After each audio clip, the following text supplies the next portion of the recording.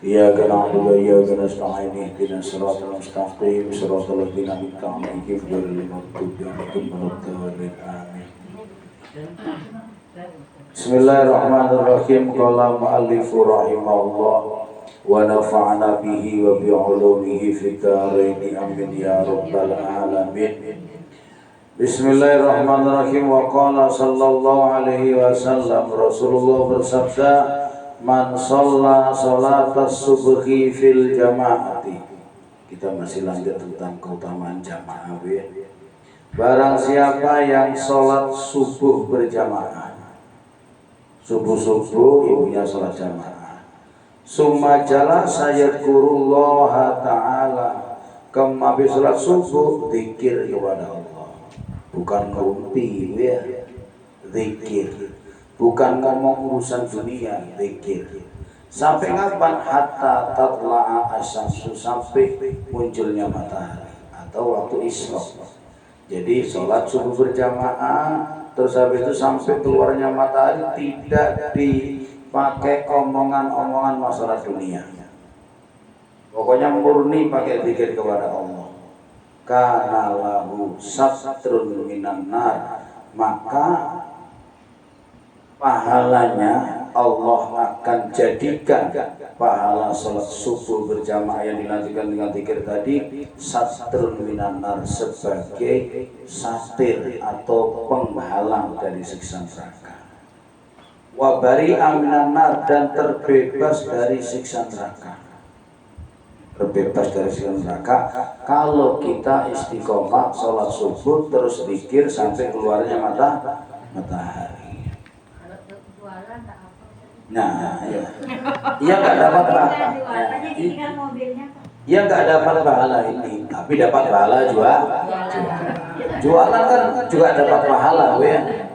Nah, dapat mencari nafkah namanya itu, Bu. Mencari nafkah. Mencari berkah. Oke, nggak apa-apa. Emang kadang dunia itu kebalik, Bu ya. Kadang orang tulang rusuk menjadi tulang punggung. Yang punggungnya ada tulangnya dipakai rusuk. Repot kalau dunia terbalik. Ada hadis lain yang menjelaskan bahwa kalau orang melakukan ibadah seperti ini, sholat subuh berjamaah dilanjutkan zikir sampai keluarnya matahari, maka dia akan dapat pahala haji dan umroh yang mabrur. Mabrur ya, haji umroh yang mabrur. Haji umrohnya aja udah kita sulit, gue. Ibu daftar sekarang, daftar ke Kemenak karena punya uang 25 juta. Berangkatnya kapan? 25 tahun yang akan datang. Tahu sekarang, gue. Ngantrinya jauh sekarang, antrian di Bali itu. Terus belum lagi masih ibadah haji itu tidak kayak ibadah di rumah, fisik. Yang dari Mina Jadid, sekarang ada Mina yang lama sama Mina Jadid, Mina yang baru. Indonesia ini biasanya belakangan ini dapat giliran di pemondokannya atau di tendanya itu di Mina Jadid. Dari Mina Jadid ke Jamarot, ya. Jamarot tempat melempar jumroh, ula, usto, akobah. Itu dari Mina Jadid ke Jamarot 17 kilo. Jalan kaki lagi. Dan 17 kilo itu nggak ada pohon beringin yang kayak gini, kita nggak ada. Jalan kaki, berarti habis melempar jumroh balik, berarti 34 kilo, hampir sini kelungkung. Lumayan jalan kaki, nggak terasa, sebenarnya terasa, tapi karena seneng, ikhlas dikasih kekuatan, itu ya, itu berarti itu 3 kali. bolak-balik. Kalau yang dapat mina awal atau mina yang lama itu 12 kilo, masih mendingan, insya Allah. Belum lagi wukuf di Arafah, diam di sana dengan tenda yang tidak ada pohon-pohon, panasnya luar biasa, ada di tenda yang tentunya panas luar biasa. Belum lagi perjalanan mabit di Musdalifah. Habis itu belum lagi tawaf ifadah, tawaf sa'i dari Bukit Marwah ke Bukit Sofa. Dari Bukit Sofa ke Marwah, kebalik Marwah Sofa. Sofa dulu baru Marwah. Ini 7 kali ya. 1, 2, 3, 4, 5, 6, 7. Tuh ya. Lah ibu-ibu yang tidak mampu haji, yang namanya orang itu Allah kasih rezeki beda-beda, dan persyaratan wajibnya haji adalah istitoah. Istitoah itu mampu semuanya, mampu fisiknya, mampu tenaganya, mampu pesna. Apa pesna itu? Mampu uangnya, impisnya harus ada. Lah ibu-ibu yang tidak mampu daftar karena tidak punya uang 25 juta, tapi istiqomah sholat jamaah subuh, zikir sampai keluar matahari, dapat haji umroh yang mabrur. Cuma bedanya turun dari masjid nggak ada yang manggil Bu Haji gitu aja. Itu aja bedanya. Pahalanya dong sama pahalanya, cuma ndak itu. Ya Bu Hanimah turun dari masjid sudah keluar matahari langsung, Bu Haji Hanimah ndak ada. Cuma itu bedanya cuma itu. Pahalanya sama. Kecuali di jamiah. Juga kok. Jaminan surganya al-hajju al-mabrur laisa lahu jazaa'il jannah. Tidak ada balasan bagi haji yang mabrur kecuali surga. Maka orang yang zikir itu sama Bu, dapat jaminan surga. Nih, kalau sambil nunggu keluarnya matahari dipakai zikir apa aja. Tapi kalau nunggu matahari dipakai ngerumpi, lain. Habis pikir di masjid, tahu dah ada apa? Berita heboh di kampung. Itu loh tetanggamu itu sebelahnya ada apa? Katanya tadi malam itu dia, ya pantesan. Saya tuh dengar selenting dikit. Langsung satunya, ada apa? Akhirnya jadilah musyawarah ya. Musyawarah ngomongin Allah. Ya Al-Fatihah biar barokah. Ngomong urusan dunia di masjid ya. Ngomong urusan, enggak usah ngomongin orang, enggak usah ngomong perkara haram. Ngomong urusan dunia di masjid, pahala 40 tahun dihapus ya Allah. 40 tahun. Loh, kalau orang yang ngomongin orang yang bicara dunia di masjid umurnya masih 35 tahun. Loh, berarti masih kurang 5 tahun, berarti tekor dia masih punya hutang apa? Hutang dihapus pahala. Orang umurnya masih 35 tahun yang dihapus dosa yang dihapus pahala 40 tahun. Makanya kalau mau ngomong-ngomong urusan dunia, kita turun dulu. Cuma di depan masjid aja enggak apa-apa. Langsung dah mulai dan ngomong ya. Itu ngomong halal ya, ngomong halal tapi urusan dunia. Lah kalau ngomong haram di masjid, ya Allah, ya dosanya berlipat-lipat. Apalagi bertengkar di masjid, ya Allah, gara-gara berebut jadi imam. Ya, dulu pernah kejadian di Tabanan Bu, saya dengar ceritanya ya Allah. Jadi takmirnya beda pendapat. Takmir satu minta Yai Nur Hadi jadi imam. Takmir satunya nyuruh orang lain. Itu sholat itu sholat hari raya.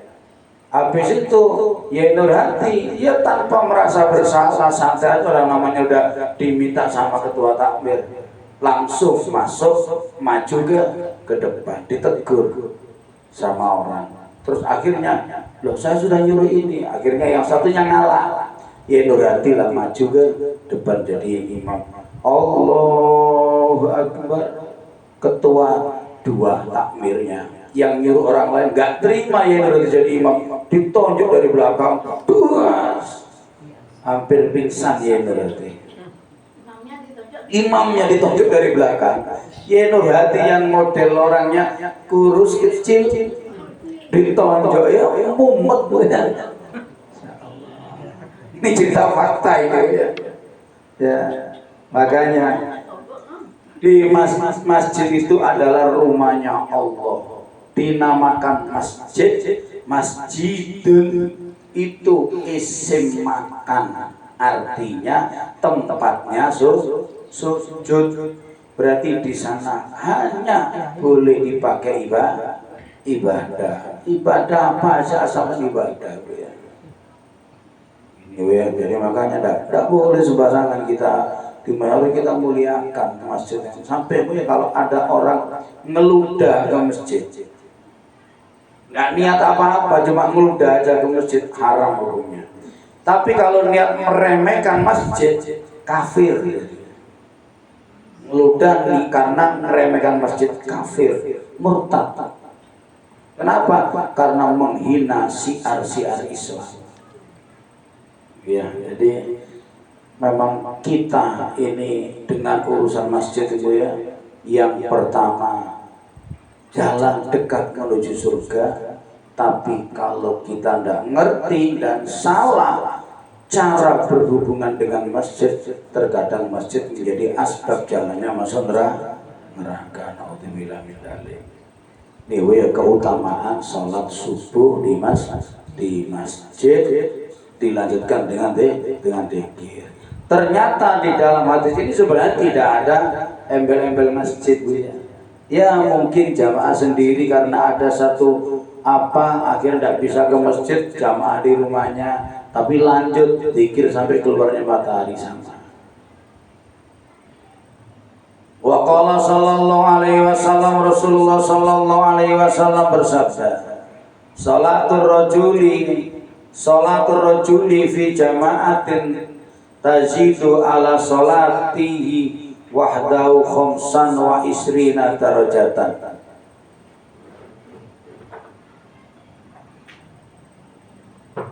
Titiknya enggak kelihatan.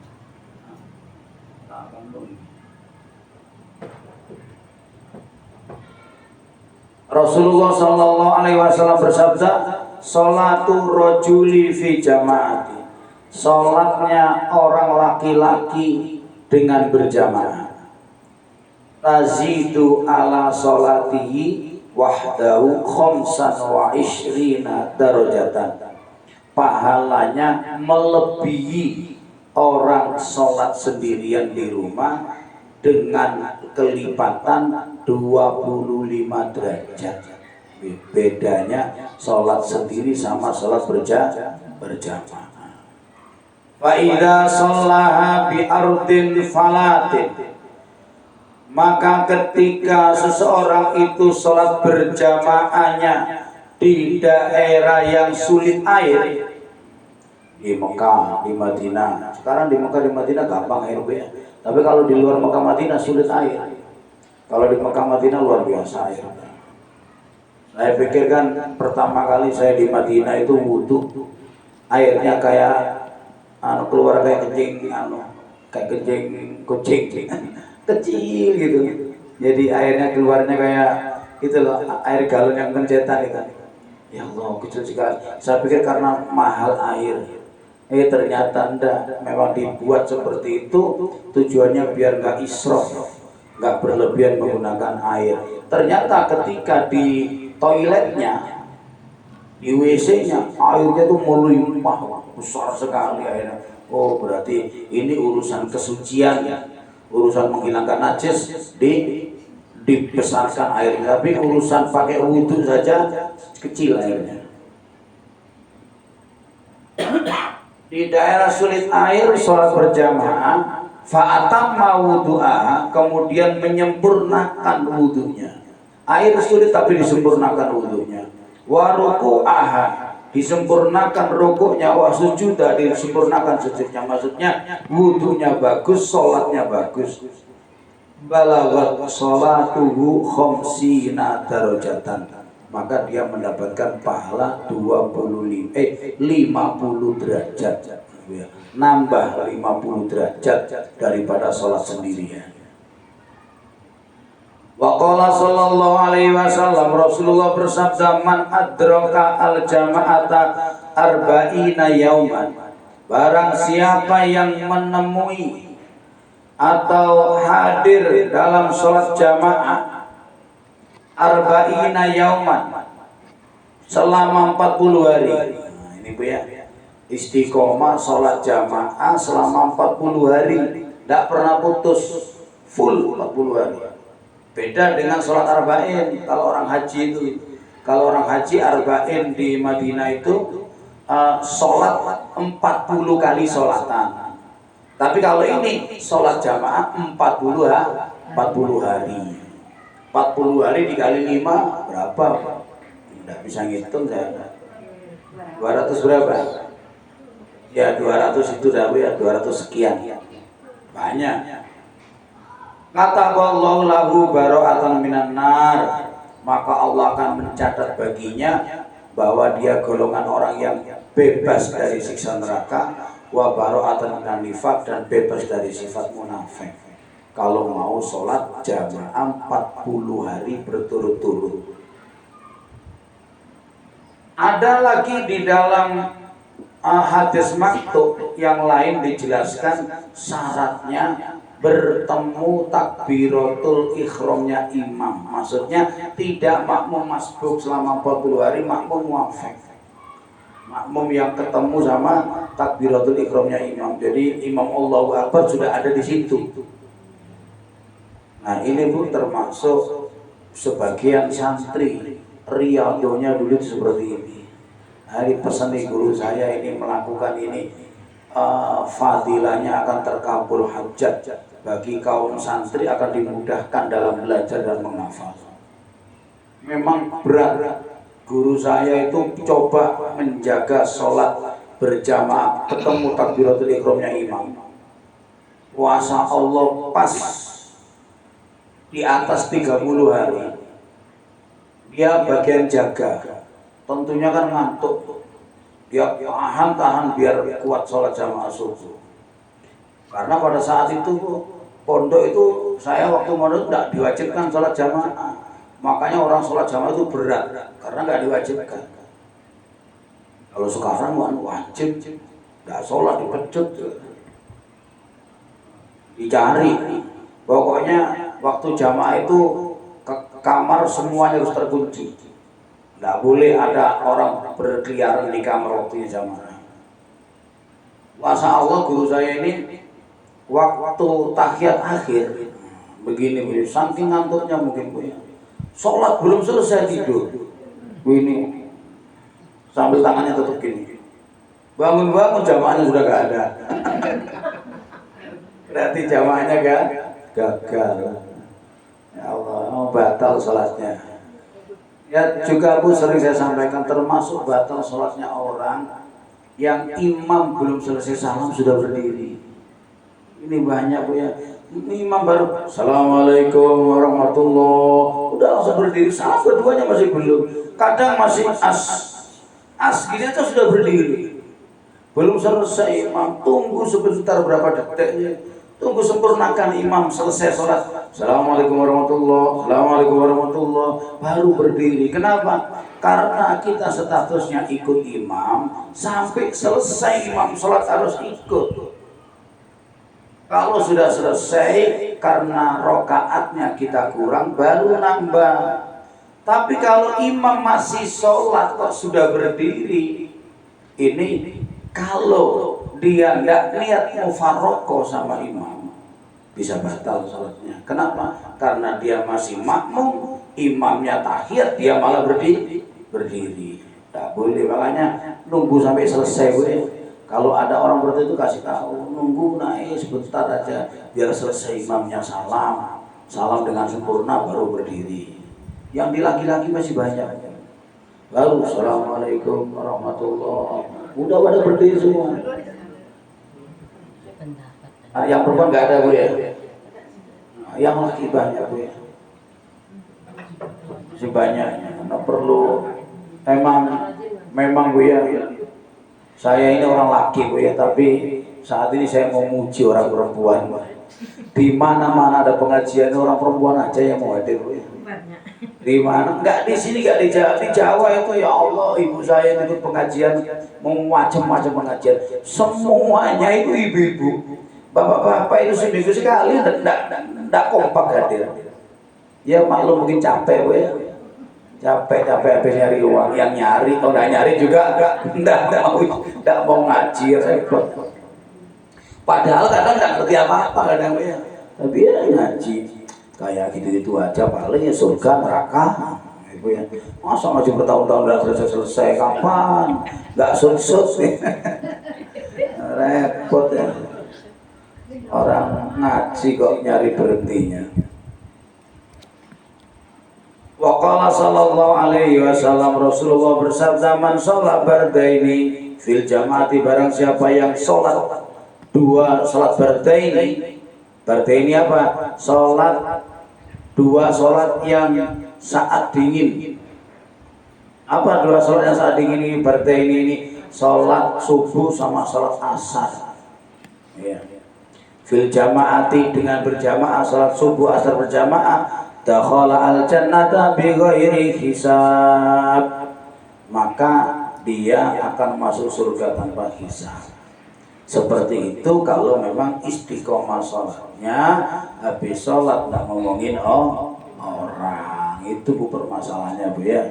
Jadi makanya menghilangkan menjauhkan diri dari kemaksiatan penting, menjalankan perintahnya Allah penting, melakukan sunnah-sunnah yang menjanjikan pahala yang besar juga penting.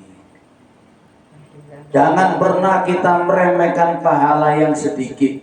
Jangan pernah kita meremehkan pahala yang kecil, ibadah yang kecil walaupun itu sunnah. Kenapa? Karena kita tidak tahu yang mana ibadah kita yang diridhoi oleh Allah. Terkadang yang diridhoi itu yang sunnah.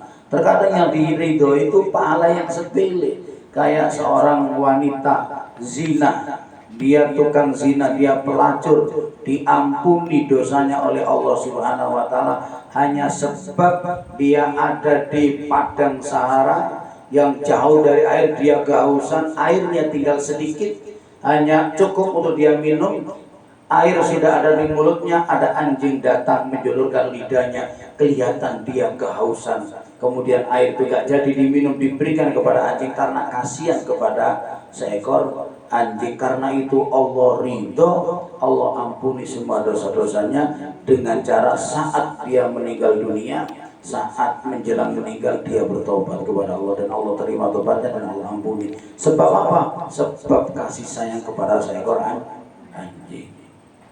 Makanya kita nggak tahu Bu, misalnya ibu-ibu kan ke pasar, sini ke Karangsama Ibu ya, kok tiba-tiba ada batu di jalan.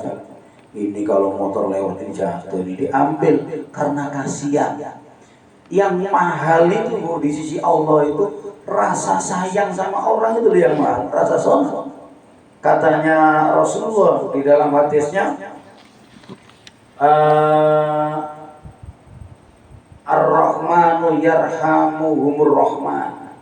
Allah dan yang maha kasih sayang akan selalu menyayangi orang yang memiliki sifat kasih sayang.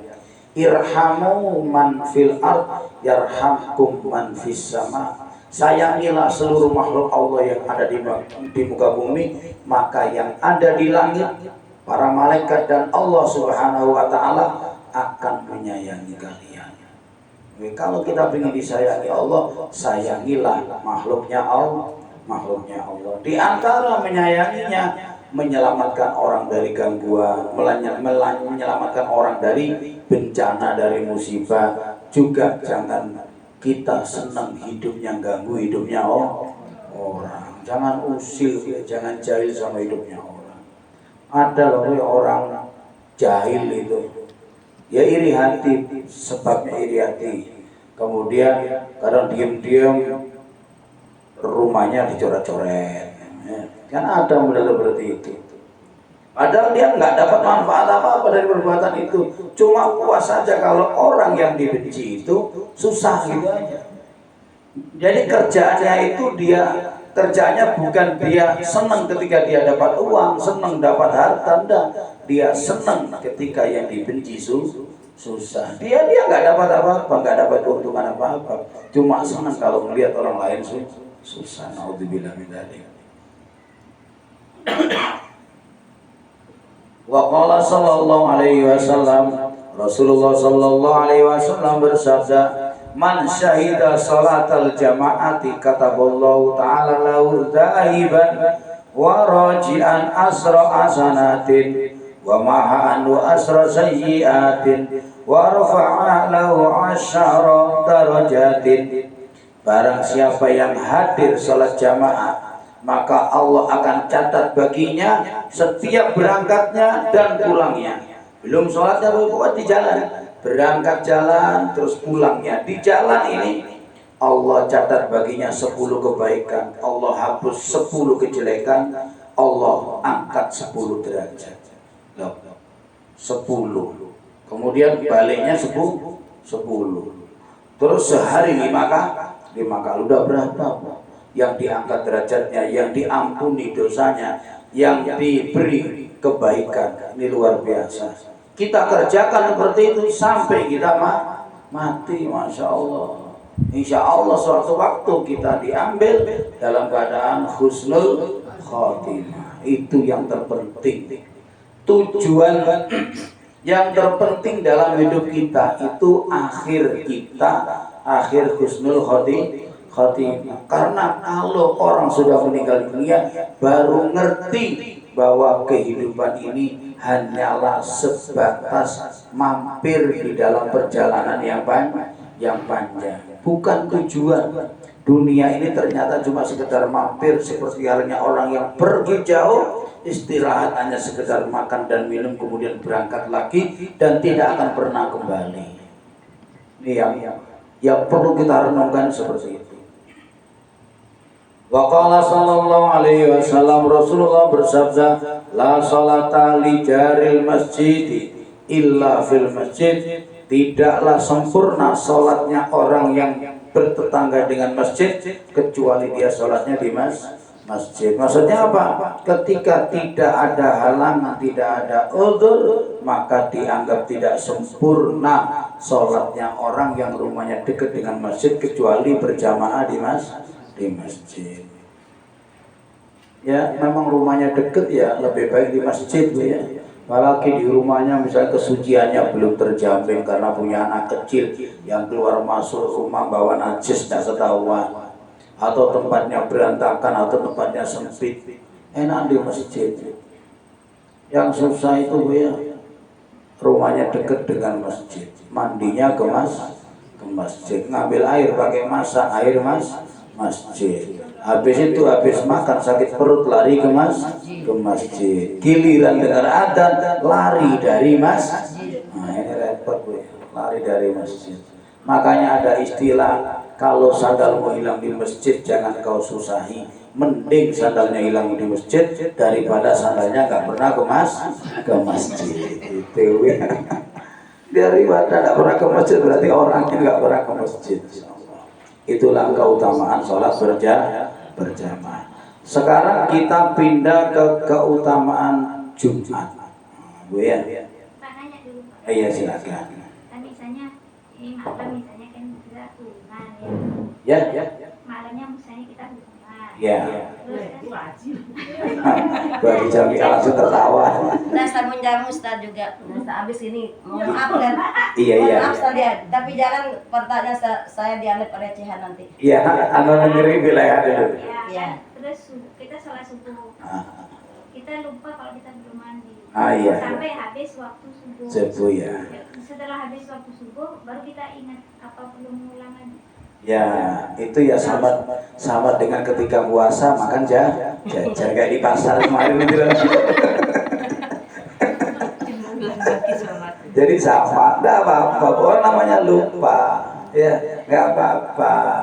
Cuma kalau lupa satu piring tiap hari itu bukan bukan. Ya namanya lupa, bisa jadi makan sepiring sampai kenyang baru ingat. Ya. Perlu mengulang. Nah, dia harus mandi dia harus mandi dan dia harus sholat lagi karena sholatnya nggak sah tapi nggak dosa ya. Nah, kan waktunya sudah habis nggak apa-apa sholat kodok niat mengkodok sholat jam berapa ini ingatnya jam 9 sholat kita tidak apa-apa sholat subuh. Nah itu namanya sholat duha ada spionnya. Iya waktunya baca kodok itu kan ada spionnya. Salat duha ada spionnya. Ya silakan Bu Haji Jamiah. Ini Ustaz, mohon maaf sekalian. Ibu-ibu juga mohon maaf. Ya. Ada sepasang suami istri Ustaz. Iya. Tapi selama dia menikah sampai beberapa tahun dia tidak pernah mau berhubungan suami istri. Yang mana yang tidak mau? Yang perempuan. Oh yang perempuan Ya. yang mau. Alasannya kalau mau berhubungan saya lebih baik memilih ibu saya daripada kamu. Memilih ibu. Iya. Oh iya. Terus kemudian apakah masih wajib itu diberikan nafkah zahir misalnya uang belanja apakah masih wajib? Sampai berapa bulan? Udah lama. Oh sudah lama. Iya. Iya ditaruh cari istri baru. Itu namanya istri nusus. Ya.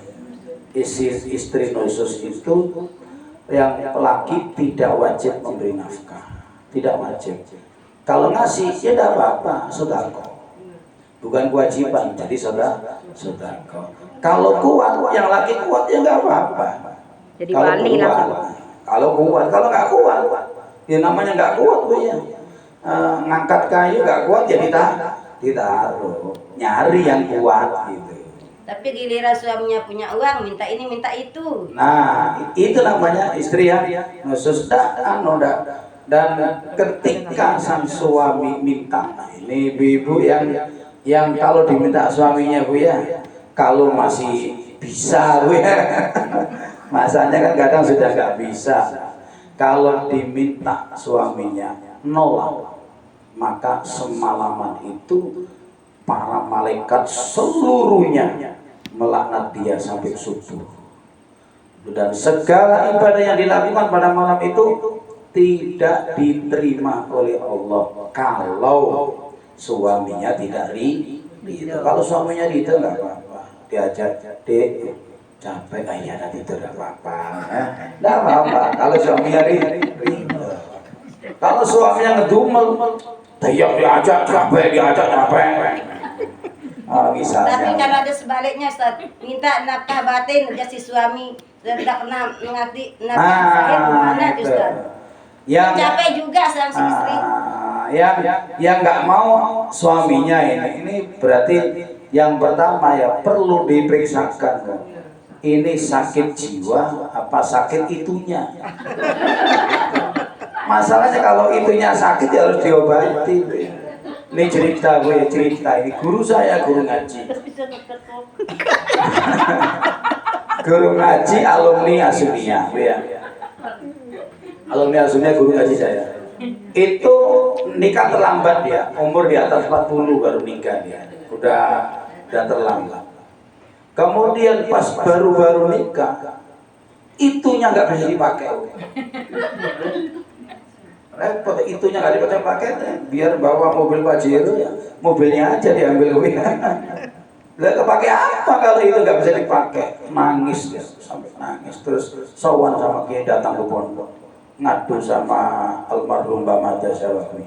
Ngadu terus dawuhnya Mbak Mada, kamu datang di Lumajang sana daerah ini, kamu datang sana minta saran di sana, datanglah ke sana. Akhirnya diobati, dikasih minuman, terus dipijet di selangkangannya, ternyata memang ada penyakit. Mungkin karena terlalu lama tidak nikah, akhirnya muncul penyakit yang semacam kayak prostat. Prostat itu ketahuan baru-baru aja Bu, ketika masyarakat ada BPJS bisa periksa gratis itu. Dulu kan orang tidak kenal prostat, pokoknya udah tidak bisa kencing, sakit kencing gitu. Setelah dipijet, alhamdulillah sekarang punya anak banyak. Di antara anaknya teman anak saya. Katanya kalau orang prostat katanya Ustaz dia sering ditolak sama istrinya katanya. Ya, tak cerita ini Bu ya, saya jawab dulu tadi. Jadi kalau ada suami ya, kalau ada suami tidak mau diajak berhubungan, tinggal aja yang istrinya, tinggal itu musyawarah apa yang dia mau. Karena itu nafkah batin juga wajib nafkah batin. Kalau misalnya kesepakatannya harus nyari yang lain, silakan, tidak masalah. Karena itu termasuk kalau tidak bisa berhubungan, itu termasuk aibu nikah. Aibu nikah ini orang perempuan ini boleh meninggalkan. Kalau tidak ada aib nikah, yang laki boleh menolak, yang perempuan boleh khulu. Ya, khulu. Ya, jadi kalau yang perempuan minta cerai namanya khulu, kalau yang laki minta cerai namanya talak. Tapi kalau ada aib nikah, boleh ditinggal begitu aja, tidak usah ditalak atau tidak usah dihulu. Karena itu termasuk aib nikah. Kalau yang pasangannya nggak terima. Tadi apa benar prostat itu karena tidak dapat jatah dari istri? Nah, di antara penyebab prostat itu memang karena spermanya saat waktunya keluar tidak keluar. Ya. Makanya kalau ada orang yang nggak menikah sampai umur tua, itu penyakit pertama kali pasti prostat. Katanya seperti itu, tapi ya orang saya katanya Bu ya, tidak tahu. Jadi intinya Bu ya, di dalam rumah tangga itu banyak hal yang perlu dipahami satu sama lain. Tidak hanya masalah keuangan, tidak hanya masalah komunikasi, tapi masalah di dalam kamar juga perlu dipikirkan juga, karena itu menyangkut juga ketenangan. Yang namanya sakinah mawaddah warahmah, di antara adanya sakinah itu adalah termasuk kebutuhan batinnya tercukupi. Ada lagi yang mau bertanya? Nggak ada. Ya, kita lanjutkan tentang keutamaan sholat Jumat. Walaupun ibu-ibu tidak wajib sholat Jumat, juga perlu tahu namanya ilmu. Sampaikan sama suaminya, pulang ngaji langsung, Pak sini duduk. Ada apa? Duduk, ada ilmu untuk bapak. Apa? Tentang keutamaan sholat Jumat. Suaminya dengerin ya. Ini. Qala an-Nabi wa ruwiya ala Nabi Abdurrahman an Abi Hurairah radhiyallahu anhu qala sallallahu alaihi wasallam lam tatla'i asy-syamsu wa lam taghrib 'alayya afdalu min yaumil jumu'ati. Tidaklah matahari keluar dan tidaklah matahari tenggelam